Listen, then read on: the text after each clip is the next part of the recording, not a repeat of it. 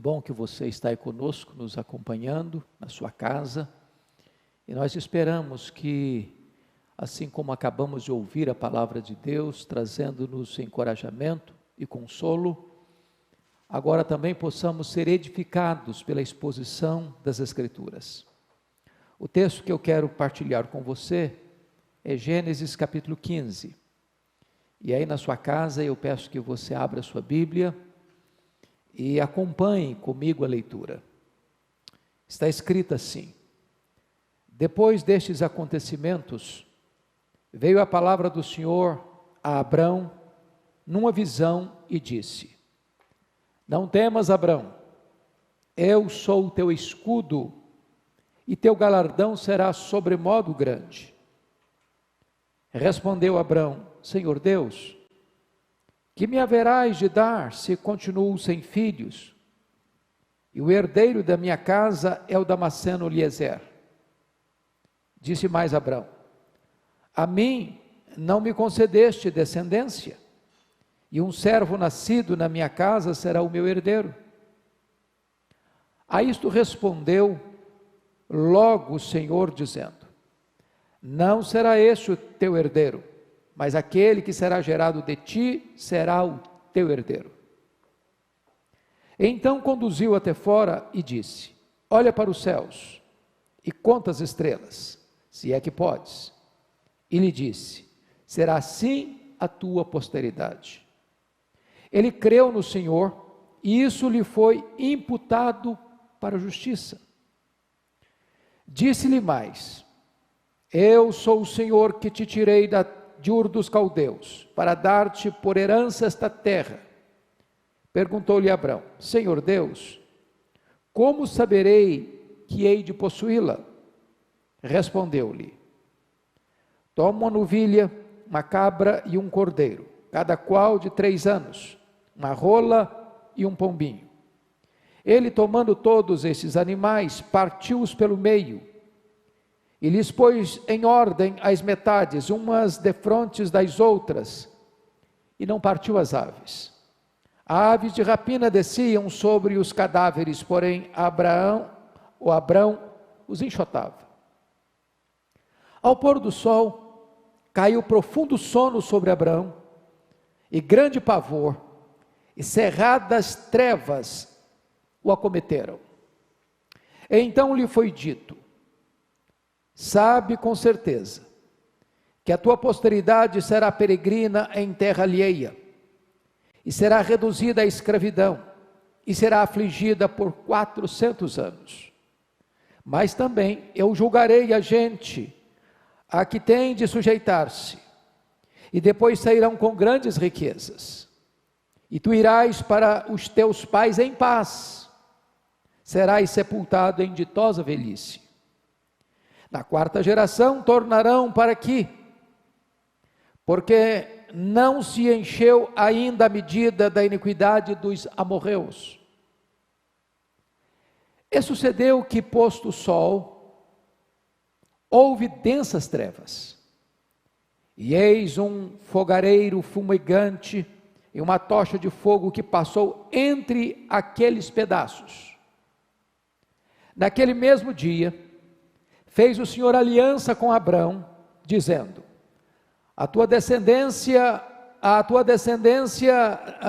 dei esta terra, desde o rio do Egito até ao grande rio Eufrates, o Queneu, o Quenezeu, o Cadmoneu, o Eteu, o Ferezeu, os Refaíns, o Amorreu, o Cananeu, o Gergazeu e o Jebuseu. À luz desse texto que acabamos de ler, eu gostaria de conversar um pouco com você sobre a noite escura da alma. A noite escura da alma. Bom, o texto começa dizendo: depois destes acontecimentos veio a palavra do Senhor a Abrão. Esta é a primeira vez que esta expressão, tão usada mormente no Antigo Testamento, aparece na Bíblia. Veio a palavra do Senhor a Abrão. Mas veio a palavra do Senhor a Abrão depois desses acontecimentos. E a grande pergunta é: que acontecimentos são esses? Bom, você sabe um pouco da história de Abrão. Seu pai Terá morava em Ur dos Caldeus. Terá teve 3 filhos: Abrão, Naor e Harã. Esses 3 filhos tiveram filhos. E diz a Escritura que Harã, irmão caçula de Abraão, que era o mais velho, morreu antes do pai Terá. E seu filho, Ló, acompanha Abrão na sua jornada. E então diz a Escritura que Abrão tinha 75 anos, quando Deus lhe dá uma ordem para sair da sua terra, do meio da sua parentela, para ir para uma terra que Deus lhe mostraria. E Deus fez promessas a Abrão, de que ele seria pai de muitas nações, e que ele teria uma numerosa descendência, que por meio dele todas as famílias da terra seriam benditas. E Abraão então vai com a sua mulher Sarai, e Ló com ele. E diz a Bíblia que Abraão vai até a cidade de Betel, e ali ele levanta e erige um altar ao Senhor, e adora a Deus. Mas veio àquela terra uma grande fome, e Abrão, sem consultar a Deus, desce ao Egito. E ele sabia certamente da fama de Faraó, da corrupção dos egípcios, e ao descer ao Egito, sem consultar a Deus, percebendo o risco que corria, porque sua mulher, diz a Bíblia, era extremamente formosa, mesmo com a idade, na época, meia idade. Ele recomenda a sua mulher para mentir, e afirmar que era sua irmã, para poupar a sua pele. Abraão, neste momento, não pensa na sua mulher, pensa em si, e ele usa a sua mulher para blindar-se, para proteger-se, quando na verdade o que todas as Escrituras ensinam é que o marido deve amar a sua mulher e dar a sua vida por ela, em vez de usar a sua mulher para proteger-se da morte. E diz a Escritura que logo os príncipes viram a beleza de Sara e comunicaram isso a Faraó, e Sara foi levada para o harém de Faraó, por uma mentira de Abrão. É bem verdade que a Bíblia diz que Sara era meio irmã de Abrão. Em outras palavras, Sara ou Sarai era filha de Terá, assim como Abrão era filho de Terá, mas de outra mãe. Mas aquela era uma meia verdade que ele disse para Faraó, e uma meia verdade é uma mentira inteira. Diz a Bíblia que Abrão recebe muitas riquezas, muito gado, muitos servos, muitas servas, como benefício por ter sua irmã, entre aspas, como uma das mulheres do harém de Faraó. Entretanto, a Bíblia diz que Deus traz pragas à casa de Faraó, e então Faraó descobre que Sarai não era irmã de Abraão apenas, a meia-irmã de Abraão, mas era mulher de Abraão, e Abraão é exortado por um rei ímpio, e é expulso do Egito. Aquelas riquezas que ele adquire no Egito não foram bênção para a vida dele. Primeiro, porque logo que você abre o capítulo 13, logo que ele é expulso do Egito, essas riquezas é que precipitaram a grande batalha, a grande briga, a grande contenda entre os pastores de Abrão e os pastores de Ló, provocando a divisão entre o tio e o sobrinho. Se você avança para o capítulo 16, você vai ver que uma dessas servas que Abrão recebe no Egito é Agar. E Agar vai ser aquela concubina de Abrão, por orientação de Sara, que vai gerar de Abrão Ismael. Quando o homem sai do projeto de Deus, até as riquezas que ele recebe podem ser grandes problemas na sua vida. Mas diz a Escritura que ao retornar então do Egito, ele volta ao local de origem, e ali ele levanta um altar a Deus. Abraão se arrepende, ele corrige a sua rota, e ele retorna ao altar. E é nesse momento então que eles, habitando na terra dos cananeus, a terra já povoada, e ele muito rico, e seu sobrinho também se enriqueceu no Egito, começa a haver contenda entre os parentes. E diz a Escritura então que Abraão toma a dianteira na solução de um problema familiar, e sendo ele o líder do clã, dá ao seu sobrinho o direito ou a liberdade de fazer a primeira escolha, dizendo: se você for para a direita eu vou para a esquerda, se você for para a esquerda eu vou para a direita.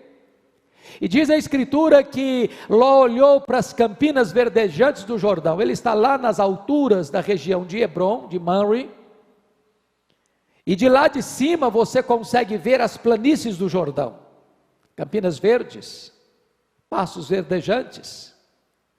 E diz a Bíblia que Ló resolve ficar com todas aquelas campinas verdejantes do Vale do Jordão, e ele vai armando a sua tenda para as bandas de Sodoma, até se mudar de fato para Sodoma, a cidade perversa, a cidade do pecado, a cidade da violência, a cidade da promiscuidade sexual.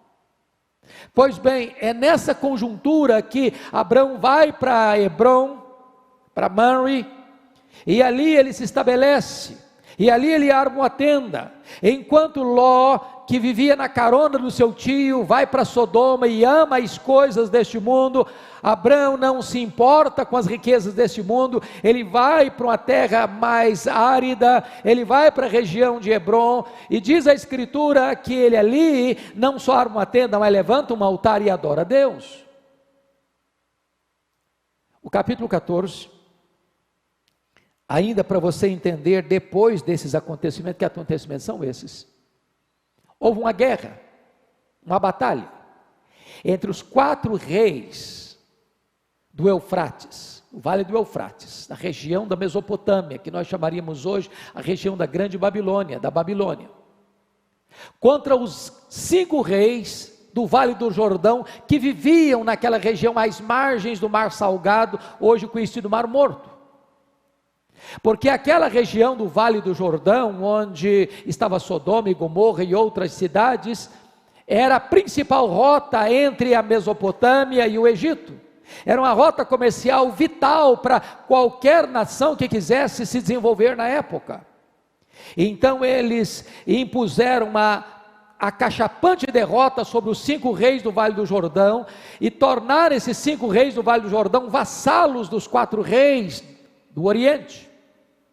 Depois de 12 anos, esses reis aqui do Vale do Jordão se rebelam contra os 4 reis do Oriente, e esses reis do Oriente vêm e não só impõem mais perigo, mas eles derrotam os 5 reis daqui do Vale do Jordão, saqueiam as suas cidades e levam embora despojos e o povo cativo, dentre eles Ló e os seus bens. Quem escapa dessa situação, por providência da mão invisível de Deus, por providência de Deus, vai a Mamre e comunica a Abraão que o seu sobrinho estava prisioneiro de guerra com os 4 reis do Oriente. E diz a Bíblia que Abraão então, dos homens tantos que tem, porque ele era um homem riquíssimo, muitos servos, ele seleciona 318 homens preparados para a guerra, ajunta os 3 povos, os 3 homens, os 3 líderes com quem tinha se aliançado naquela região, e numa estratégia de guerra avassaladora, ele surpreende os reis do Oriente num ataque frontal à noite, impondo sobre aqueles reis uma derrota total, e toma desses reis do Oriente todos os bens saqueados, todo o povo prisioneiro, inclusive Ló e todos os seus bens.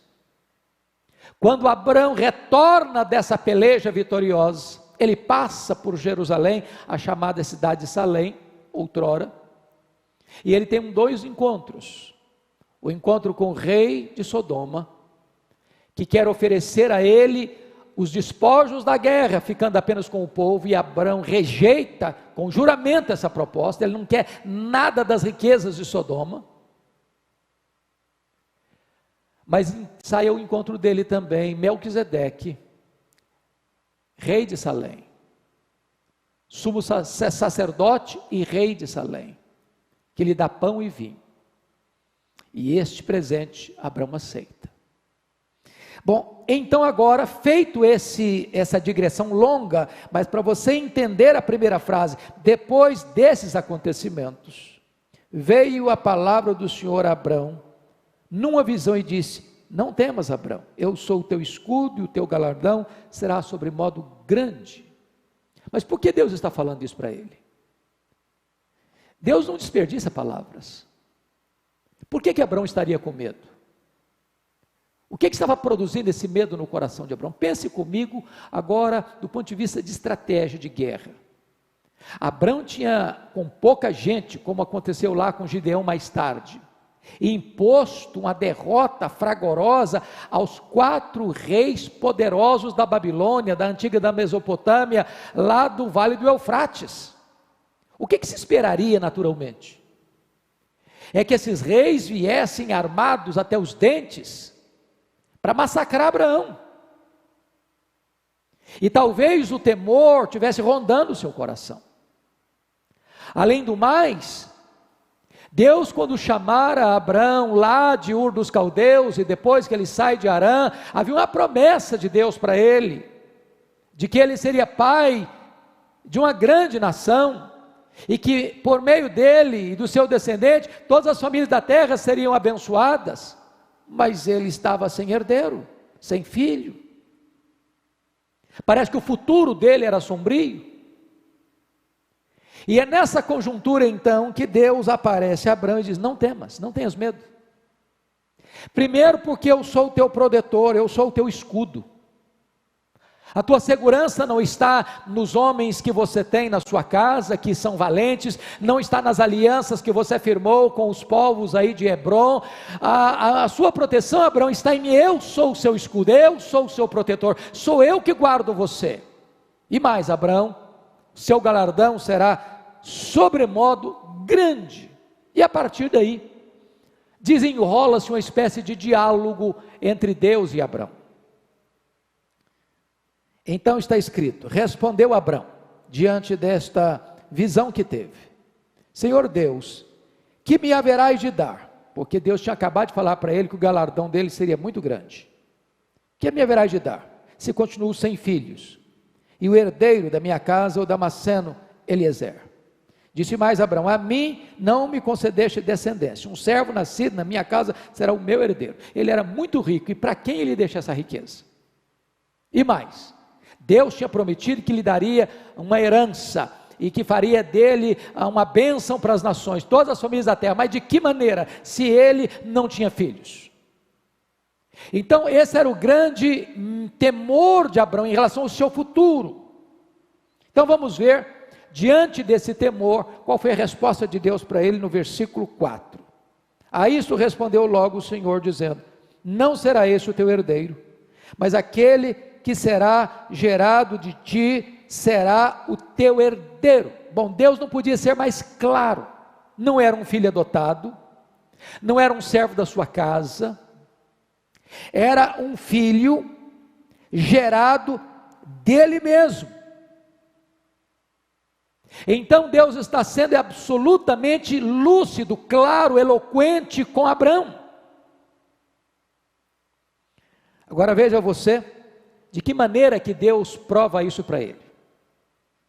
Olha a figura do verso 5. Então conduziu-o até fora da tenda, obviamente, e disse: olha para os céus. Era noite. Por isso Deus disse: quantas estrelas? Se é que podes. Será que alguém pode contar as estrelas? Hoje, a ciência nos ajuda a entender um pouco mais isso. Se é que podes, porque hoje a ciência prova que tem mais estrelas no firmamento do que todos os grãos de areia de todas as praias e desertos do nosso planeta. Então é impossível contar as estrelas. Deus está usando uma figura aqui de linguagem para mostrar para Abrão que a descendência dele seria inumerável, incontável. A mesma figura que você vai encontrar no livro de Apocalipse, capítulo 7, que essa descendência de Abraão, ou de Abrão, aqui, não é aqueles que têm o sangue de Abraão correndo em suas veias, mas aqueles que têm a fé de Abraão habitando em seu coração. E lá no livro de Apocalipse mostra que esta multidão é incontável, incontável para os homens, contável para Deus, porque só o Senhor conhece os que lhe pertencem. Então, diante desse cenário magnífico, eloquente de Deus, tirá-lo da sua tenda, cheio de medo, cheio de temor, e ordená-lo a olhar para o céu e contar as estrelas, se é que ele podia. Depois que ele olha, conta, e ele não consegue ter nessa contagem, Deus disse: pois será assim a tua posteridade, a tua descendência. Chama a sua atenção agora para o versículo 6, porque é um dos textos mais importantes do Antigo Testamento, texto que o apóstolo Paulo vai usar na defesa da sua grande doutrina, justificação pela fé, em Romanos 4 e em Gálatas capítulo 3, que ele, Abraão, creu no Senhor e isso lhe foi imputado para a justiça. Em outras palavras, a salvação não é pelas obras, a salvação é pela fé. Quando você crê, Deus acredita a você a bênção da justiça, não justiça própria, não justiça adquirida, mas a própria justiça de Deus é imputada a nós. Abraão creu e isso lhe foi imputado para a justiça. Abraão foi justificado pela fé, ele creu. E quando Paulo está tratando da doutrina da justificação, no capítulo 4, ele traz para nós o exemplo de que a justificação pela fé precedeu a outorga da lei. A salvação sempre foi pela fé e nunca pelas obras. Tanto é prova que o pai dos crentes foi justificado pela fé. E porque ele creu, diz a Escritura, que isso lhe foi imputado para a justiça. Bom, então, Deus aqui já havia dito para ele, e eu quero que você confira isso, no capítulo 12, versículo 6, Deus já havia dito o seguinte para Abraão. Atravessou Abraão, capítulo 2, versículo de número 3, 2 e 3, de ti farei uma grande nação, e te abençoarei, e te engrandecerei o nome, se tu uma bênção, abençoarei os que te abençoarem, amaldiçoarei os que te amaldiçoarem, e em ti serão benditas todas as famílias da terra. Deus já havia dito também no capítulo 13, verso 16, farei a tua descendência como pó da terra. Então, de maneira que se alguém puder contar o pó da terra, então se contará também a tua descendência. Note que nem se consegue contar o pó da terra e nem se consegue contar as estrelas. E Deus está dizendo, é assim que vai ser a tua descendência. Então, Deus clareia isso para Abraão. Bom, agora, a partir do verso 7, o assunto se desloca do herdeiro para a terra. Veja comigo. O diálogo entre Abraão e Deus continua. Disse-lhe mais. Agora é Deus falando. Eu sou o Senhor que te tirei de Ur dos Caldeus para dar-te por herança esta terra. Olha a pergunta. Perguntou-lhe Abraão, Senhor Deus, como saberei que hei de possuí-la? Como saberei que hei de possuí-la? E então, acontece algo aqui que para nós é um pouco estranho. Não é uma linguagem que nós estamos tão acostumados, não é uma prática que nós estamos acostumados. Respondeu-lhe, toma um novilho, uma cabra e um cordeiro, cada qual de 3 anos, uma rola e um pombinho. Ele, tomando todos esses animais, partiu-os pelo meio, exceto as aves. Colocou uma banda de um lado, outra banda do outro, e deixou um corredor no meio. E diz o texto, que as aves de rapina desciam sobre os cadáveres, porque as bandas desses animais, ou seja, da novilha, da cabra e do cordeiro, estavam colocadas aqui, e o corredor no meio. E você sabe que quando um animal morre, quando se mata um animal, sacrifica um animal, então as aves de rapina vêm imediatamente, elas são atraídas, e Abraão começa a enxotar aquelas aves. Mas o que significa isso? Essa era uma forma antiga de se fazer uma aliança de sangue, uma aliança que não podia ser rompida, que não podia ser desfeita. E então os 2 contratantes desta aliança passavam pelo meio da banda desses animais partidos, ensanguentados, que estavam ali as carcaças. Isso significava uma aliança plena, que não podia ser desfeita, não podia ser interrompida, não podia ser quebrada. E diz a Escritura, veja comigo o versículo 12, que ao pôr do sol, caiu profundo sono sobre Abrão, e grande pavor, e cerradas trevas o acometeram. Foi daqui que eu tirei o meu tema, a noite escura da alma. Abrão, enquanto pôde, enxotou aquelas aves de rapina, até que foi tomado pelo sono, profundo sono. E enquanto ele está nesse profundo sono, vem um grande pavor, e cerradas trevas o acometeram. E eu chamo a sua atenção, que nessa conjuntura de grande pavor, e note que a primeira palavra lá no versículo 1 é, não tenha medo, ele está com grande pavor agora, as trevas são espessas, são medonhas, que não vêm apenas naquela noite, mas trevas o acometeram.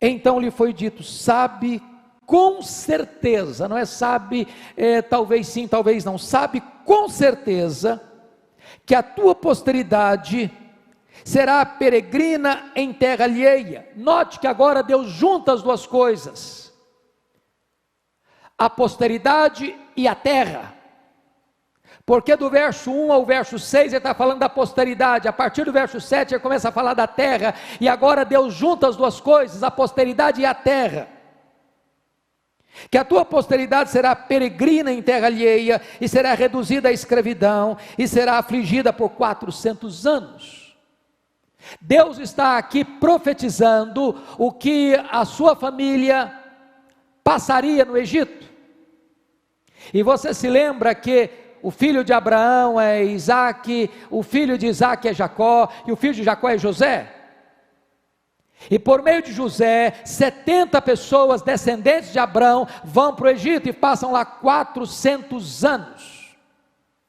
e boa parte desse período debaixo de cruel escravidão, e Deus está mostrando então a Abraão, que esse era o destino da sua descendência, eles vão enfrentar este tempo de escravidão. Segundo, olha comigo o versículo 14, mas também, eu julgarei a gente a que tem de sujeitar-se. Em outras palavras, Deus vai julgar o Egito, como julgou, trazendo 10 pragas, desbancando 10 divindades do panteão egípcio, e impondo sobre eles, os opressores, uma cachapante derrota. E então diz a Bíblia que por liderança de Moisés, Deus tira com mão forte e poderosa o seu povo de lá, com um detalhe do verso 14, e depois sairão com grandes riquezas, o que está muito bem posto no livro de Êxodo.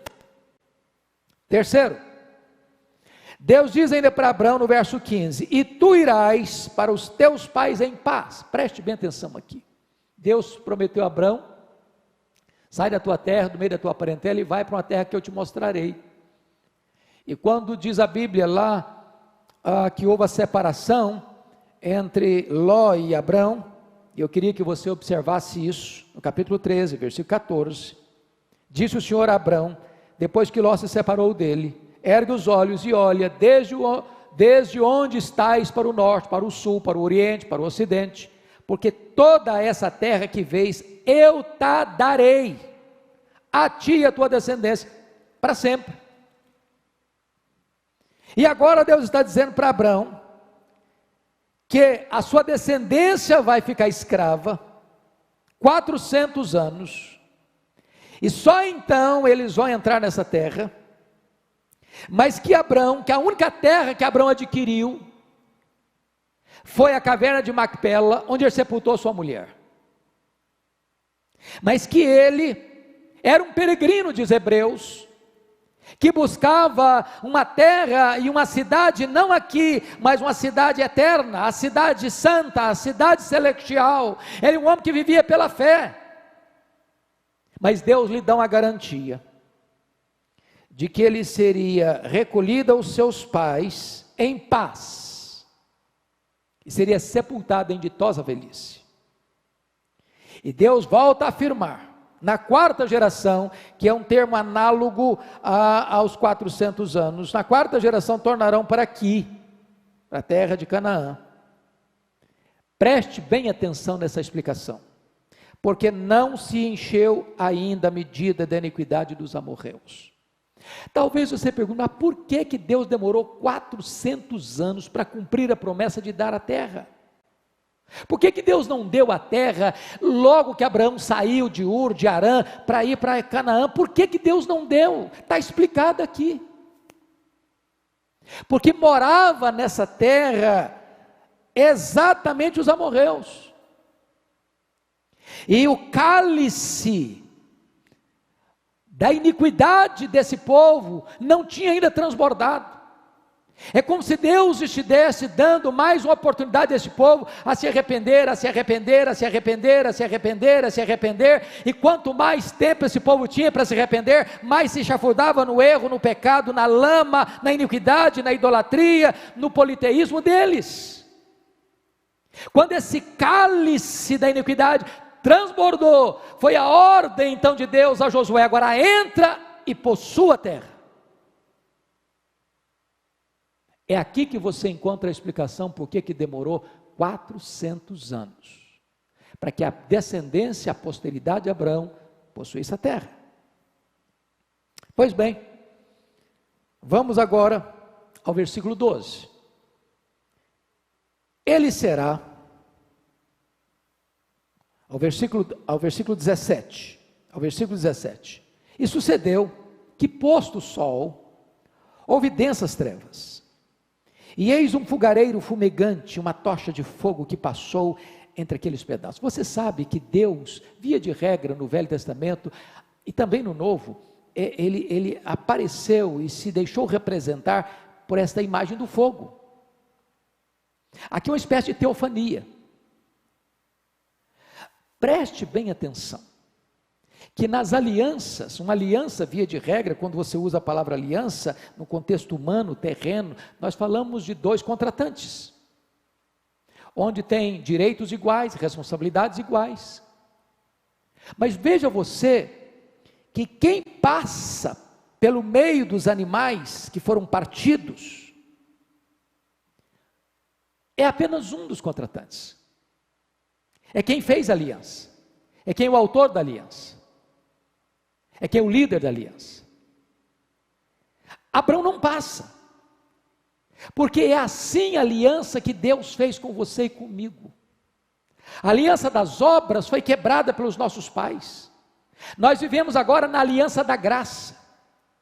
E na aliança da graça é o que Cristo fez por nós, e não o que nós fazemos.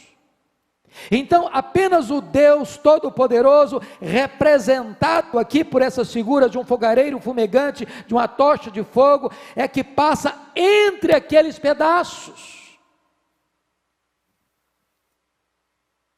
E está escrito, no versículo 18, que naquele mesmo dia, fez o Senhor aliança com Abrão, dizendo, à tua descendência, dei esta terra, desde o rio do Egito, até o grande rio Eufrates.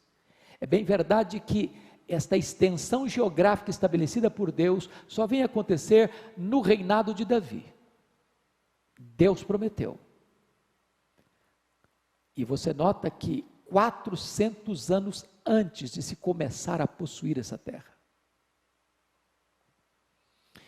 E Deus agora vai estabelecer que Deus está dando a terra, que é habitada por 10 nações, por 10 povos, o queneu, o quenezeu, o cadmoneu, o eteu, o ferezeu, os refaíns, o amorreu, o cananeu, o girgazeu e o jebuseu.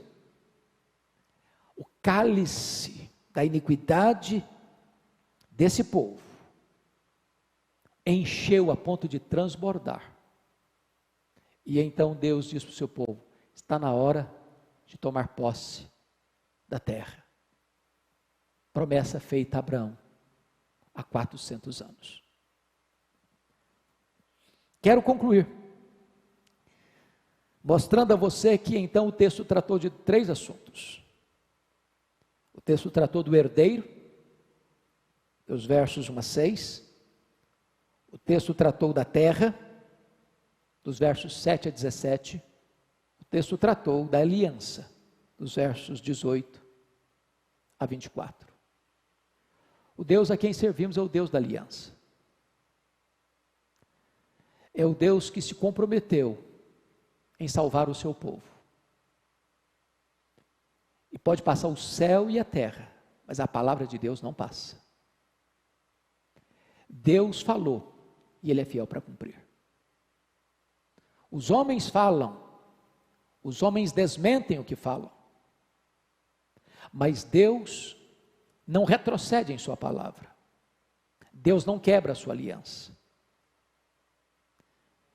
Nós temos uma terra, não aqui, nós temos uma herança eterna nos céus. Nós caminhamos não para uma cidade que o homem fundou, mas para a cidade cujo fundamento e arquiteto é o próprio Deus.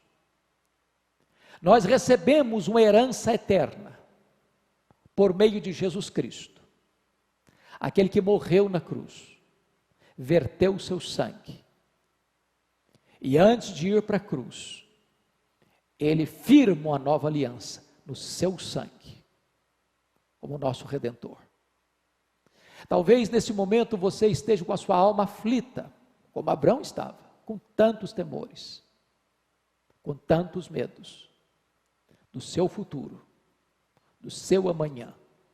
E hoje Deus aparece a você à luz da sua palavra, porque sempre que você lê a sua palavra, é Deus falando com você, dizendo, você não precisa ter medo, porque eu sou o seu escudo, eu sou o seu protetor, o que eu falei, eu vou manter, o que eu prometi, eu vou fazer, e eu firmei com você uma aliança, e essa aliança é eterna, e ninguém pode desfazê-la. Que Deus abençoe o seu coração, que Deus acalme o seu coração, que Deus aquiete a sua alma. Nesta noite escura da alma, você pode encontrar a luz da paz de Deus, das promessas de Deus, para acalmar o seu coração. Onde você está? Ore comigo. Deus bendito, nós te agradecemos, porque a tua palavra é a verdade, e ela acalma as angústias do nosso coração, ela lança luz na escuridão do nosso caminho, e ela nos traz de volta as promessas que tu fizeste, promessas fiéis e verdadeiras, nenhuma delas cai por terra. Em todas elas nós temos o sim e nós temos o amém. Então, Deus, aquieta o nosso coração nesta tarde e abençoa-nos através da tua palavra, através da iluminação do teu Espírito, e dá-nos um coração confiante de que o nosso futuro está firme nas tuas mãos. Oramos assim em nome de Jesus. Amém. Deus abençoe você. Agora são exatamente 18 horas e 23 minutos. Às 19 horas estaremos de volta aqui para o culto público, sem gente, as pessoas estão em casa, mas nós estaremos aqui para partilhar com você mais uma vez a preciosa palavra de Deus. Deus abençoe e até daqui a pouco.